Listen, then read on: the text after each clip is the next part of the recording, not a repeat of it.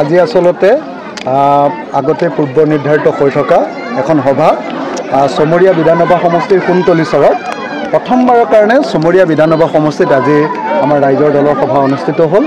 কেইবা হাজাৰ মানুহে অংশগ্ৰহণ কৰিলে আৰু অংশগ্ৰহণ অত্যন্ত স্বতঃস্ফূৰ্ত আৰু অত্যন্ত মানে আপোনাৰ ৰেছপন্সিভ কথা কোৱাৰ লগে লগে মানুহবিলাকে ৰেছপন্স কৰিছে, সঁহাৰি দিছে। গতিকে ইমান ধুনীয়া এটা অনুষ্ঠান আয়োজন কৰাৰ কাৰণে মই উদ্যোক্তাসকলক ধন্যবাদ জনাইছোঁ আৰু চমৰীয়া বিধানসভাৰ ৰাইজক এটাই কথা ক'ব খুজিছোঁ যে এইবাৰ আপোনালোকে ভাবি চিন্তি MLA নিৰ্বাচন কৰিব। ইয়াৰ আগতে যিবিলাক MLA সংখ্যালঘু এলেকাৰ পৰা গৈছে তেওঁলোকে বিজেপিক ভোট দিছে ৰাজ্যসভাৰ নিৰ্বাচনত আৰু ৰাষ্ট্ৰপতিৰ নিৰ্বাচনতো বিজেপিক ভোট দিছে।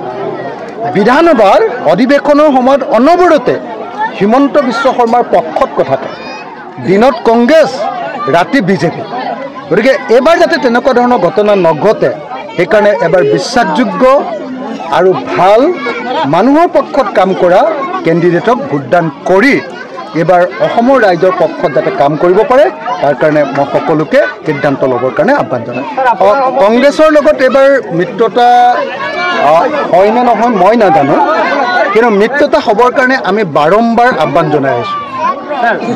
আহ্বান জনাই আহিছোঁ, কিন্তু এতিয়ালৈকে কংগ্ৰেছে আমাক সঁহাৰি জনোৱা নাই।